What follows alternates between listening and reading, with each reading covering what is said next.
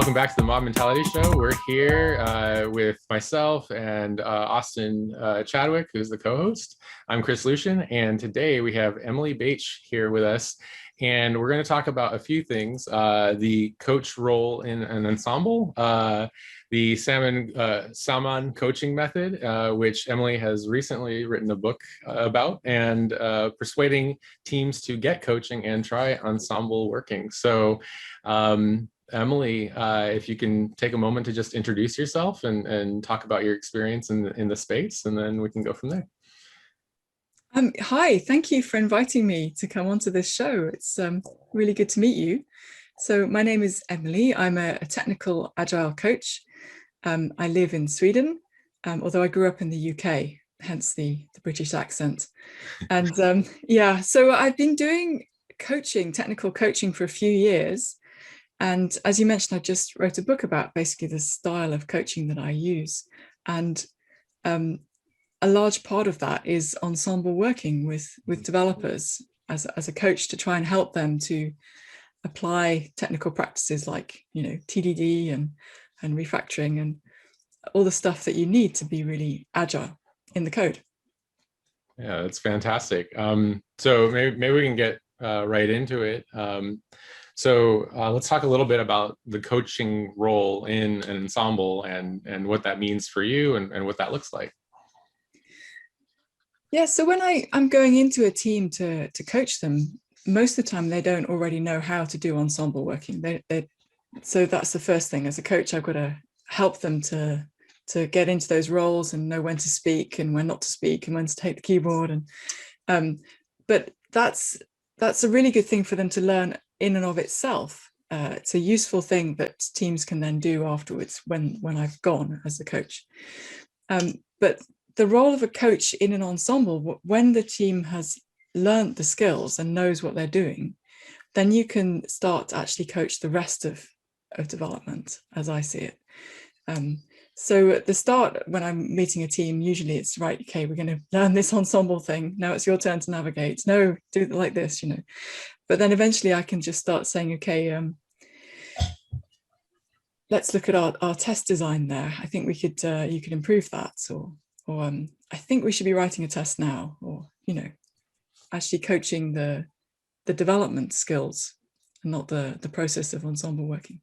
So does it make it easier to mirror the behaviors that others should be taking on, or are you explaining this as you go? How do you go about that? Well, you mean like with a team who's never done ensemble working before?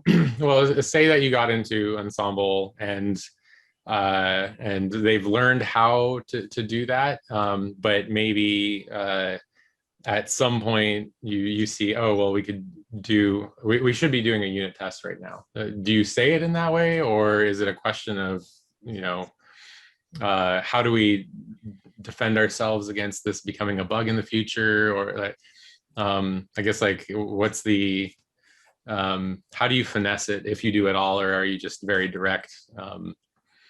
Right. So how subtle am I? Yeah. Well, I kind of see it like that. There's different phases. I mean, if you're taking a mentoring role, they are kind of trusting you to lead them, and then you can be quite direct and you can say, look, I think I want you to write a test. No, stop that. You're going to write a test now before you write that.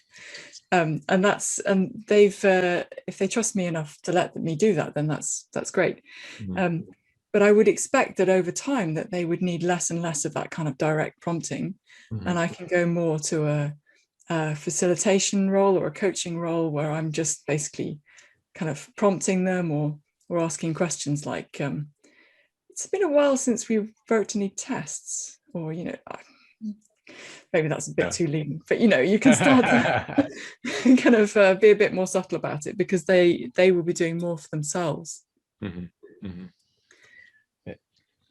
Yeah, and one thing I was going to say is that's, I think a big difference when it comes to ensembling is how you're entering a team, right? And so for me, for example, I'm often entering a team or been with the team for a while, and it's not like they've hired me to come in and, so I think I think it's different when you're hired. And so I'm guessing that kind of mentor relationship is kind of assumed before you start. Is that correct in most cases for you, or? Well, yeah, I mean, I come in as a coach, but there's still, I mean, this is one thing I've learned. There is still a process of the team learning to trust me, and learning to actually get to know me well enough that they think it's okay that I can come in that role. So yeah, in principle, I mean, they know I'm a coach from the first moment they meet me, but they still have to trust me enough to let me do that role. What do you do to build that trust? Yeah, so it takes a little while, and first, when I meet a new team, it's usually their manager that introduced me to them and has said, this is Emily, she's a coach, she might like to give you some coaching, I've heard other teams like it, so I hopefully get an introduction from somebody they know, and then I try and have a workshop where I'm listening to them and trying to learn about their situation, because it's much easier for me to build a relationship with them when I know what they're doing. So I try and get them to talk about what is their architecture, where does their system fit in. I'll get them to show me a bit of their code, and I'll say, even get them to prepare that beforehand and say, please prepare a unit test to show me, prepare a bit of code that you're really proud of to show me, prepare a bit of code to show me that you've struggled with, that perhaps you found it difficult to work with, and then I'd be interested to see what you think is good code and what you think is difficult code.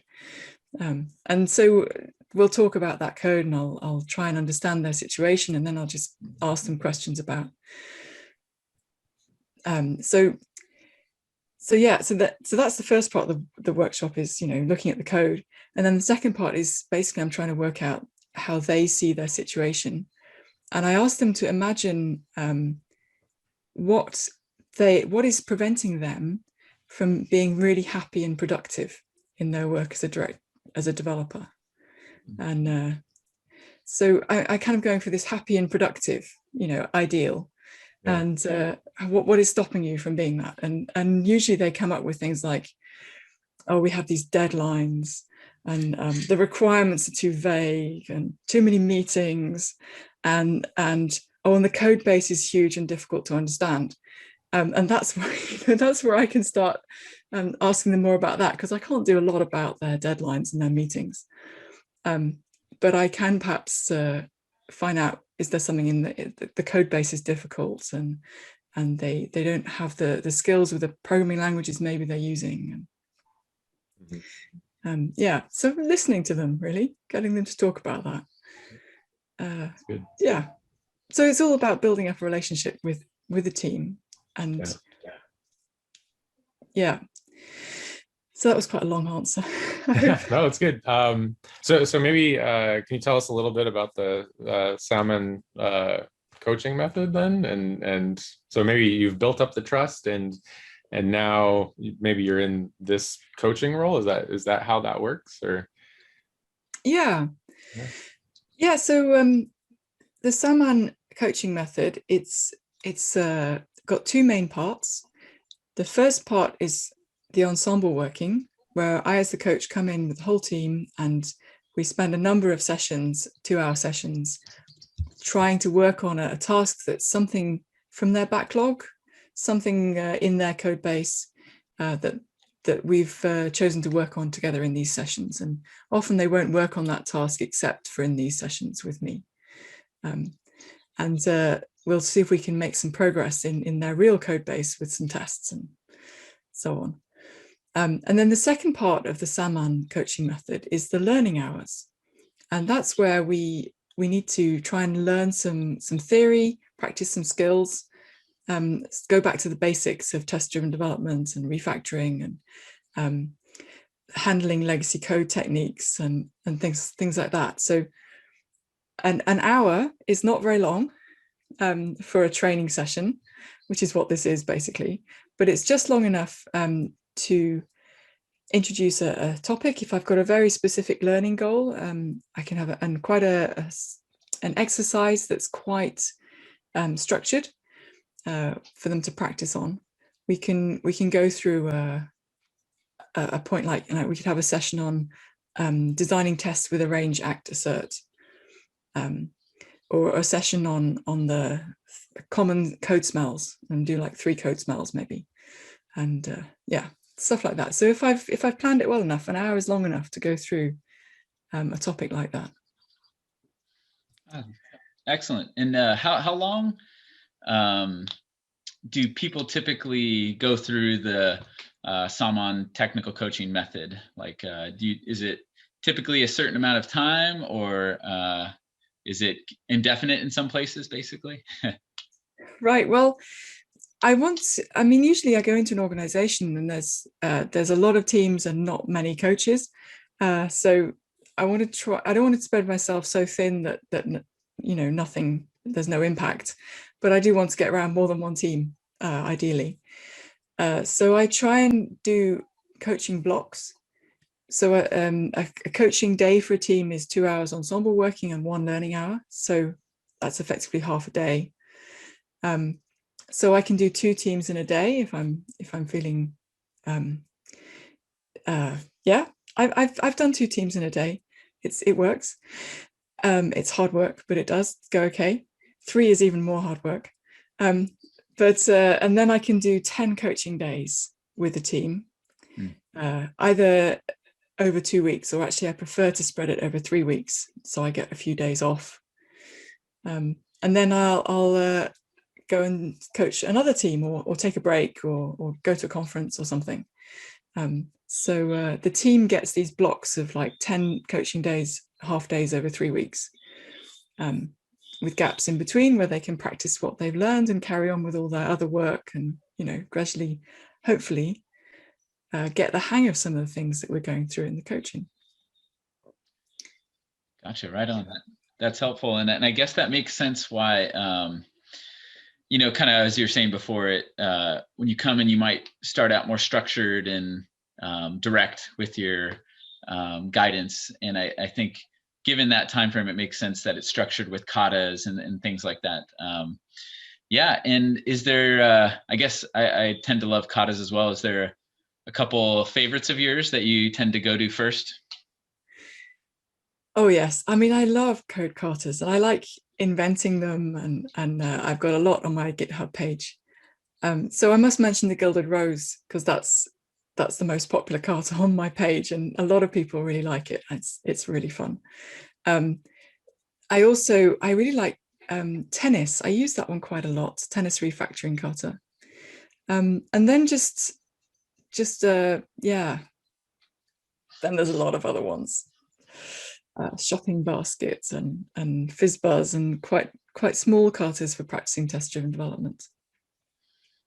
Nice. Yeah, but we've used the tennis one quite a bit, and I believe, Chris, you have experience with the Gilded one? Yeah. I've seen the Gilded Rose, yeah, and we've been doing our learning sessions for I don't know, 9 years now.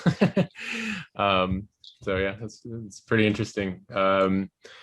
So is there, I think you've outlined like the hour learning sessions, the ensemble programming, and is it essentially a loop that is hour learning session ensemble, hour learning session ensemble? Are there any ceremonies in this, or is it broken up into any other subcategories? Like maybe during the ensemble, we're focusing on real work, but with a focus on unit testing, or how does that work? How is what more is in that? Well, of course, the ensemble session is a bit structured. There's a retrospective in the end. Okay. But we'd have 10 half days of coaching in a block, and before the first one of those, I will ask the team to choose a task to work on, so that they are really coming up with the realistic task in their code base. And it does happen that after a couple of sessions, we're like, this wasn't a very good task, and let's pick another one. That happens, or we might get completely stuck at the task was actually to build this feature, but we discovered we needed to change this code that didn't have any tests. So we spent the entire time refactoring that code and adding tests to it. That kind of thing. And the learning hours, of course, I've picked the themes before the 10-day block starts, from what I know about the team and what I think they're going to need. And I'll have planned that to some extent. But then, of course, it happens that we get into the ensemble sessions and I realize, oh, they really need this. This is what we need for these ensemble sessions to be successful. And then, of course, I hopefully have got enough learning hours in my backpack that I can pull out some more relevant ones and swap them at the last minute. So yeah, so there is a plan before the 10-day block starts, but usually it gets adjusted. Yeah. Nice. In your experience, have you seen because the 2 blocks, right, is the learning time block, and then in the working ensemble time, you're working on their real code and their real problems, right? Yeah. What have you seen the impact from the learning time on the actual work ensemble? Vocabulary. The first thing it gives them is vocabulary. So a lot of the time they don't know the names of refactorings or the names of code smells, or they don't realize that TDD works like it does, that you don't write all the tests up front. And so the learning hours are just like you're starting to feed them little new concepts and new words that they didn't have before, and that helps them in the ensemble sessions then. And then in the longer term, of course, it gives them new ways of working, new skills. But at first, it's the first little shoots that I see is just the words start changing, which is really cool. Nice, right on.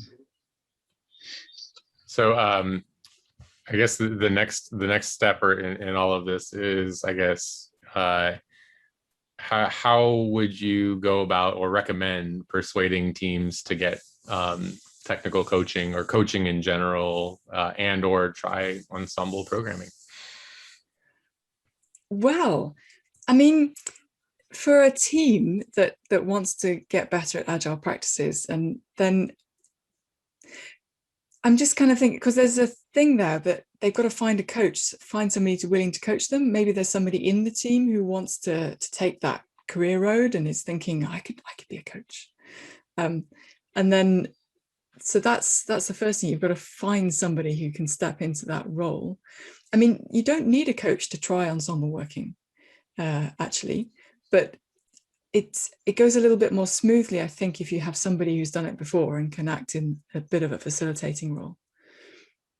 So if you just really are starting out, even if you're the person sitting there thinking, oh, I'd like to be a coach, if you can get somebody to come in from outside who knows how to do it already, that's great. And then maybe they can mentor you a bit in that role as coach. And eventually you'll feel confident to do the facilitating the ensemble without any outside help. So I'm kind of thinking that's part of it, identifying someone who wants to take that kind of coaching leadership role. It's almost like a train the trainer type model a bit, right? To help someone continue the goodness after you leave, basically. Well, absolutely. I mean, there aren't enough technical coaches in the world, as far as I can tell. There's an awful lot of development teams out there, and with nobody on the team who knows TDD or anything. And there's an awful lot of need for better tests and better technical practices. And as far as I can tell, teams have great difficulty bootstrapping this. The best way to learn test-driven development and technical skills is from someone who knows it, either through pair programming or direct coaching from an outside coach like I'm doing. And there's just not enough of those people around. So one reason I had for writing up this book about the Samman method is I'm trying to encourage people to think, okay, I'm a developer, I know TDD, I've learned it from reading books and going to code retreats and putting in my own time, and this has been hard work, but I don't know how to spread it to my team. this is a concrete method you could use, that you might be within your capabilities to bootstrap, or if you had a few sessions with an experienced coach, maybe that would be enough to bootstrap it. Or maybe you're thinking, my whole team doesn't know TDD at all. Maybe we can learn this together. That's a bit more hard work, but yeah. Do you get this situation where maybe you have a manager that wants their team to start TDD, but the developers are resistant to it? Oh yeah. I mean, that's the reason for the whole getting to know the team thing, because I mean, I'm a consultant. I sell my services to managers who have budgets, and a lot of them think, oh yeah, I'd like my team to know TDD. Emily, you could come and teach them TDD, and that's great.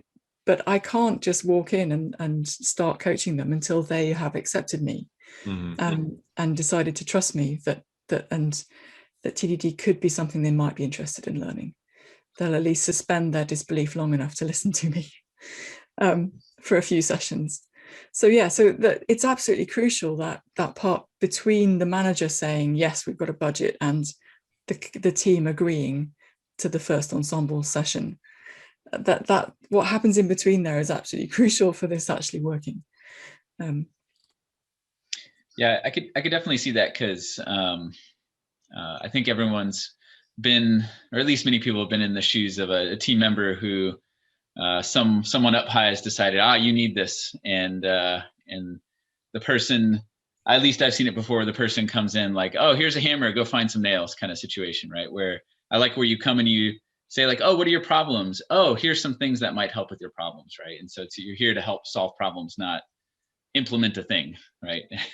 So, right. Yeah, absolutely. And I come to some teams and realize that their code base is in such a state, TDD is just it's not a thing for them. They just need to basically try and get some kind of tests in place, and they need some legacy code rescue techniques, and they need somebody to come and cheer them up. And that's a completely different from when I'm coming to a different team where, oh, this code's quite nice. It looks all right. We could do TDD here. Yeah. So what has been the feedback or results of some of your use of the Samman method of people who've kind of gone through the process? You have any stories there? Yeah, absolutely. I mean, I try and do a little survey afterwards to ask the development team what they thought of the coaching and what they thought they got out of it. And I try to do it kind of anonymously, and so that they can be honest. And the major outcomes that the participants have talked about are, well, we're more likely to write unit tests now. We're more likely to refactor. We might check in a little bit more often than we did before, more frequent commits. We feel that we have a better teamwork now, better collaboration. We know each other better. We that's the ensemble working coming up there. That a lot of teams find that sticks more than the tests and the refactoring, actually, that they continue with the ensemble working more than the rest of it. And other teams, they don't get on with that part. So, but the general picture is about unit tests and collaboration and refactoring. Oh, go ahead, Chris, please. I was gonna say, are there, I think you talked about the tennis refactoring kata for refactoring, and Gilded Rose for just general test-driven development skills. Do you have any thoughts on just legacy code rescue techniques, or is there anything that you go to for teaching those sorts of things? Oh yeah, I mean, I go for approval testing quite a bit, okay. Which I find very useful in a lot of situations. So I'm very interested in test design and how to make maintainable tests, and when you've got legacy code that you can't easily extract small units for classic unit tests, approval testing is a great technique for getting larger chunks on the test together. I could definitely see approval as being a good rescue technique. That makes a lot of sense. Another follow-up question I had is something that's always been fascinating to watch for me is watching a coach come into a team and deal with different types of resistance. So, for example, someone who's strongly resistant, maybe very outspokenly resistant, or someone who's maybe more apathetic. How do you handle those situations when you come into a team and you're facing things like that?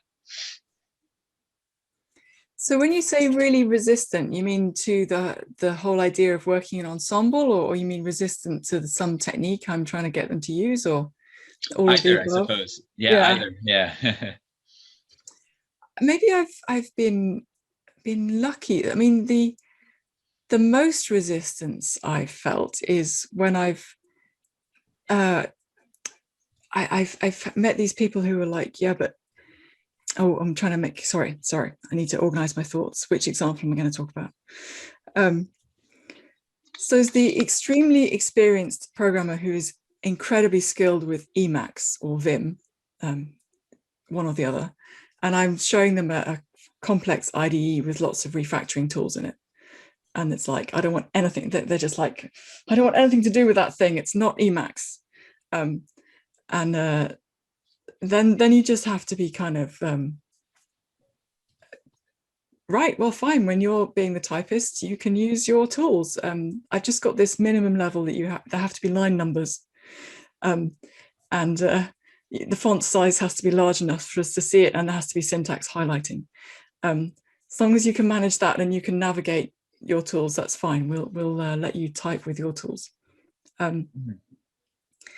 So just kind of deflect that, and then try and show them demos in the learning hours, for example, and show them, when I'm using my IDE, I can do all this stuff.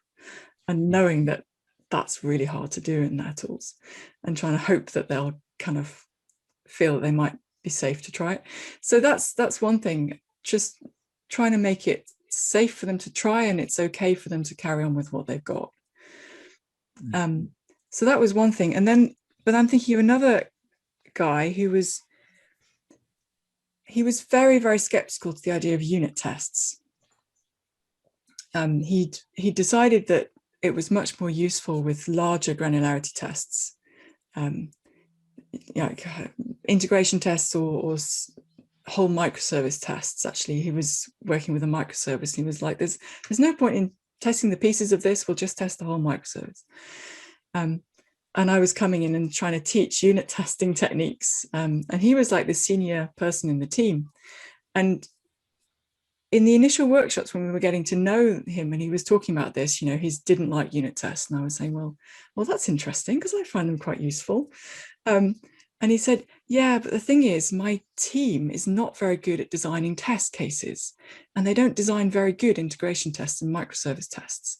And I've not been able to teach them that. So you can come in and teach them to write unit tests, and I'll put up with that because I want my team members to learn to write good tests. So all the time he was kind of gritting his teeth while I was explaining all this about unit testing. And at the end of the coaching, he was like, thank you, I don't agree with any of this. I'm just going to carry on writing the tests I've been writing, no unit tests. And I came back to the team a little while later, and it was still like that. He was still not writing any unit tests. But he felt that still for his team members had gained something from this and learned some techniques. So I was really pleased actually with how that went, that he was being quite mature about it, I felt. Nice. Yeah, I like that balance of, hey, you still have some autonomy to do what you want, especially while I'm not here. But for like during learning hour, like, I'm going to show you a different way, and then you can do with it what you will. And that raises a question for me. So, are you doing a style of remote ensembling where is it the Git handover style? Is that why the person could use the IDE of their choice? Okay. Well, I mean, I say that, but in practice, at that particular client, the infrastructure for their Git servers was terrible. And when you pushed your code, before anyone else could pull that, it would take about 5 minutes. you know? So that made a Git handovers basically impossible. So we just did a whole 2-hour ensemble session with the same typist the whole session, and just rotate the navigator role. And then for the next session, so at the end of every session, we'd nominate the typist for the next session. Nice. So it was a bit of a compromise, but yeah, I would have preferred to do the Git handovers. Fantastic. So, I guess tying it all together, there's the coaching role in the ensemble. Actually, I do have a question about when in an ensemble as a coach, do you typically rotate into the driver position, or are you just watching and then commenting on the interactions of the team? How does that work? Yeah, I don't take the typist role generally at all. Yeah. I mean, it's because in that role you're just taking instructions, so it's then very hard from that position to start directing or facilitating anything. So I won't take the typist role generally, but I will take the navigator role occasionally. If it's a technique that they're really not competent with it enough, and it's just easier if I step into that role for a bit. And I really, usually my goal is to get right back out of that role as soon as I can hand over to someone in the team and feel that they can do it without me having to basically backseat drive them. Okay, very good. So I guess back to what I was saying before, you kind of introduced this coaching role, introduced the hour learning sessions each day. It's a set amount of time, and the goal is essentially to kind of show what is possible, as well as maybe teach some others to also do that coaching at some point, and just work in a sense of convincing people that it's good, or by maybe interacting with them in a way so that you can get to know each other, get to know their context, and things along those lines, right? Yeah. Okay. Yeah. So that thing about training other coaches and trying to grow the number of technical coaches in the world. I think that's what's really interesting me at the moment. So I've got 2 colleagues at the moment who I'm kind of pair coaching with, trying to bring them so that they, so this Olaf, my colleague, we've been at the same client now for 6 months, and pair coaching, a lot of this, we've just been in the same sessions, and he's observed me, and then other sessions he's been in charge and I've been observing him basically, and then we meet together and give feedback, and that's shown to be quite effective. I mean, he's now taking sessions without me, and I'm pretty confident he can do this job. So that's my next big project, really. How do I get that for more people? How do we bring up more coaches out into this? So I'm convinced there's a huge need for it. Do you interact with people from time to time and just kind of identify like this person could be a coach, or what's an indication to you that you could develop that in someone? Right. Well, what I'm looking for is that they've got the technical skills, that they're good with, TDD, writing tests. That's hard to learn on the job, as it were.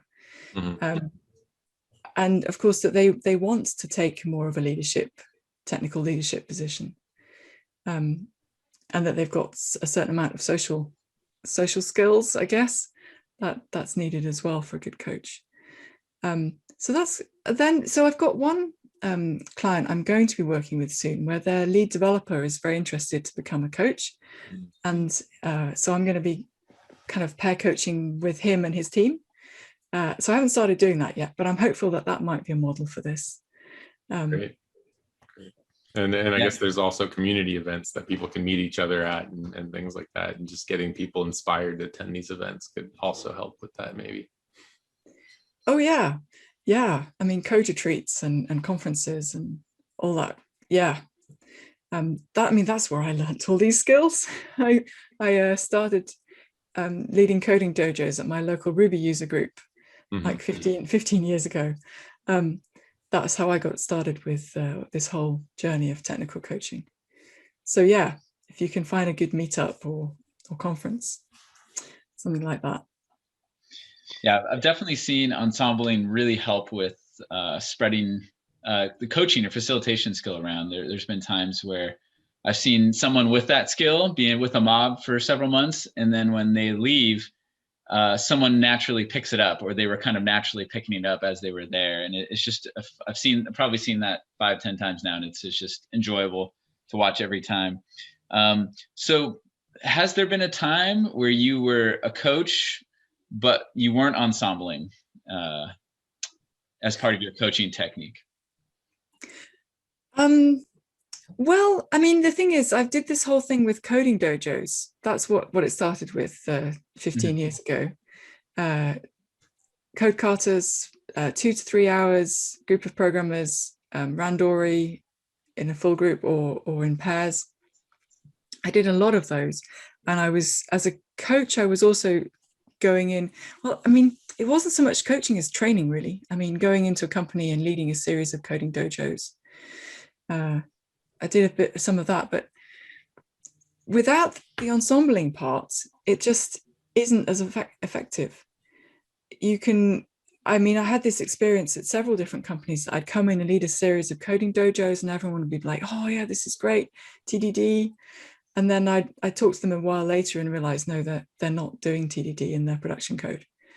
They could do it in the katas, but there was a gap there. So I kind of got quite disillusioned actually with coding dojos. I mean, I wrote this book that I published 10 years ago now about how to run your coding dojo, and it's fun and it's good and people learn to do code katas, but I was just eventually became too disappointed that it wasn't making more of a difference.